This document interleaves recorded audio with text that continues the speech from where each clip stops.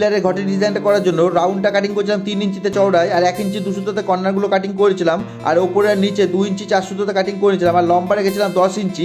এইভাবে একটা টাইলসকে কেটে ফর্মা বানিয়ে নিয়েছিলাম, আর 3 ইঞ্চি চওড়া 10 ইঞ্চি লম্বার মার্বেলের পিসগুলোকে কাটিং করে নিয়েছিলাম। নিয়ে টাইলসের পিসটাকে মার্বেলের উপরে পাতিয়ে পরপর সবগুলোকে দাগিয়ে নিয়ে কাটিং মেশিন দিয়ে সমান করে কাটিং করে নিয়েছিলাম। আমার এই ফর্মার ভিডিওটা তোমাদের কেমন লেগেছে কমেন্টে জানাতে কিন্তু ভুলবে না। আর এরকমই নতুন নতুন ভিডিও পাওয়ার জন্য আমার এই চ্যানেলটাকে ফলো করে নাও।